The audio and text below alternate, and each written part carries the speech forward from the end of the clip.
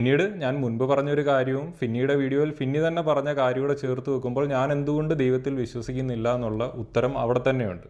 കാരണം കൃത്യമായ തെളിവുകളില്ല. ഫിന്നി തന്നെ പറഞ്ഞിട്ടുണ്ട്, ദൈവത്തെ തെളിവുകളുടെ അടിസ്ഥാനത്തിൽ നമുക്ക് മനസ്സിലാക്കാൻ കഴിയില്ല. അപ്പോൾ കൃത്യമായ തെളിവുകളില്ലാത്തതിൻ്റെ കാരണം കൊണ്ട് തന്നെയാണ് ഞാൻ ദൈവത്തിൽ വിശ്വസിക്കാത്തത്. നിരീശ്വര വിശ്വാസിയായ ഒരാൾ അദ്ദേഹം എങ്ങനെ നിരീശ്വര വിശ്വാസത്തിലേക്ക് കടന്നു വന്നു, ഈശ്വര വിശ്വാസം ഉപേക്ഷിക്കാൻ എന്താണ് കാരണമായി തീർന്നത് എന്നത് പ്രതിപാദിക്കുന്ന ഒരു വീഡിയോയാണ് നമ്മൾ കണ്ടത്.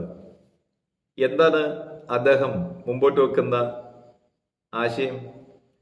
മറ്റൊന്നുമല്ല, ഈശ്വരവിശ്വാസി ആയിരിക്കാൻ ഉള്ള കൃത്യമായ തെളിവുകളൊന്നും ഇല്ല എന്നാണ് അദ്ദേഹത്തിന്റെ വാദം. എന്ന് പറഞ്ഞാൽ ഒരാള് ദൈവത്തിൽ വിശ്വസിക്കണം എങ്കിൽ കൃത്യമായ തെളിവുകൾ വേണം. ആ തെളിവ് അദ്ദേഹത്തിന് ഇല്ല. അപ്പോൾ തെളിവുകളുടെ അഭാവമാണ് അദ്ദേഹത്തിന് നിരീശ്വര വിശ്വാസത്തിലേക്ക് വരാൻ കാരണമായത് എന്ന് അദ്ദേഹം പറയുന്നു. പക്ഷെ ഇവിടെ നാം മനസ്സിലാക്കേണ്ട ഒരു കാര്യം, ഇങ്ങനെ തെളിവുകൾ ഒന്നും ഇല്ല. ദൈവത്തിൽ ഒരാൾക്ക് വിശ്വസിക്കുന്നതിന് കൃത്യമായ തെളിവുകൾ വേണം.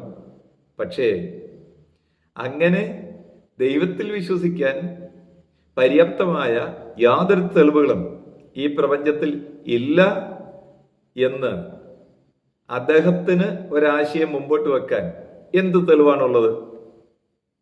ഞാൻ പറഞ്ഞ കാര്യം നിങ്ങൾക്ക് ബോധ്യമായി എന്ന് വിചാരിക്കുക. തെളിവുകളില്ല എന്നതിന് എന്ത് തെളിവാണുള്ളത്?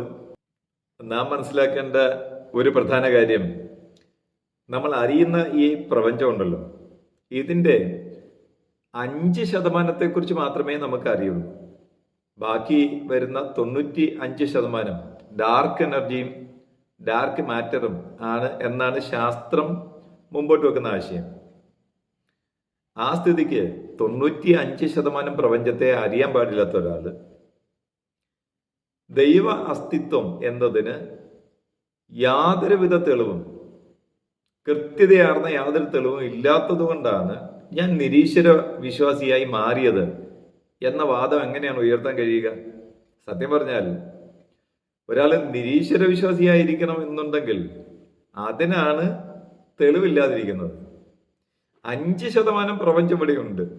ഈ 5% പ്രപഞ്ചം തന്നെ ദൈവം നിലനിൽക്കുന്നു എന്നുള്ളതിന്റെ, ദൈവം ഉണ്ട് എന്നുള്ളതിന്റെ തെളിവാണ്. ഈ പ്രപഞ്ചം നിലനിൽക്കുന്നത് നിയമത്തിൽ അധിഷ്ഠിതമായിട്ടാണ്.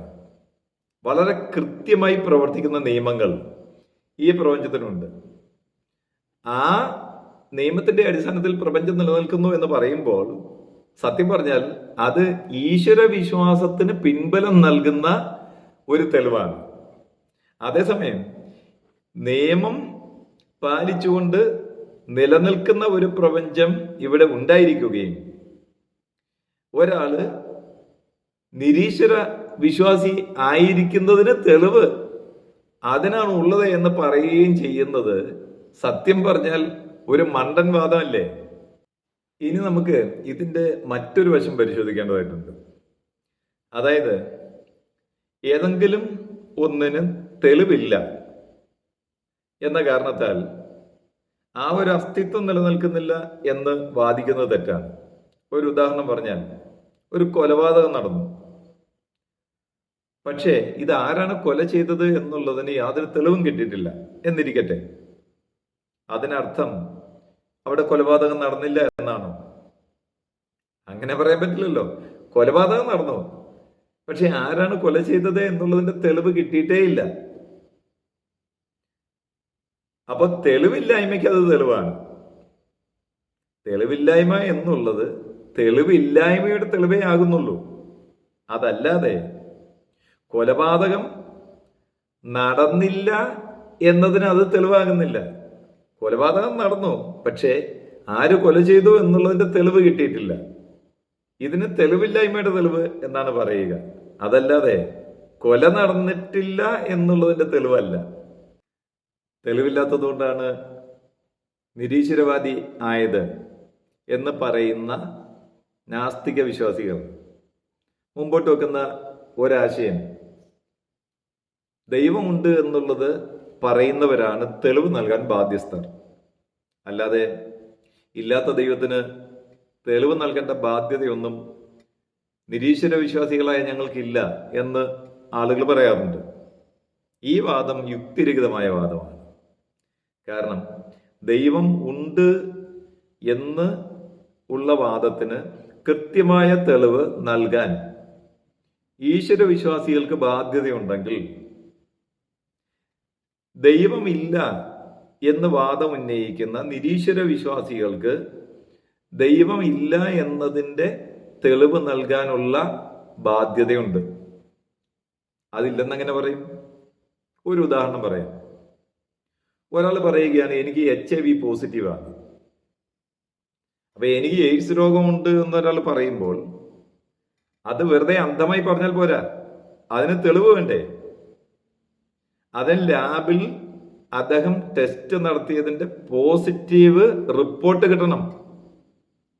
HIV പോസിറ്റീവ് ആണ് എന്നതിന്റെ ലാബ് റിപ്പോർട്ട് ഇല്ലാതെ, ആ തെളിവില്ലാതെ എങ്ങനെയാണ് അയാൾക്ക് ഞാൻ എയ്ഡ്സ് രോഗിയാണെന്നോ എനിക്ക് HIV പോസിറ്റീവ് ആണെന്നോ പറയാൻ കഴിയുന്നത്?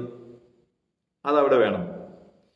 ഇതേ നിലയിൽ തന്നെയാണ് എനിക്ക് HIV നെഗറ്റീവാണ്, എനിക്ക് എയ്ഡ്സ് രോഗം ഇല്ല എന്നൊരാൾ പറയുമ്പോൾ ആ ആളും ഇങ്ങനെ ഒരു നെഗറ്റീവ് റിപ്പോർട്ട്, അദ്ദേഹത്തിന്റെ പരിശോധനാ ഫലം തെളിവായിട്ട് നൽകാൻ ബാധ്യസ്ഥനാണ്.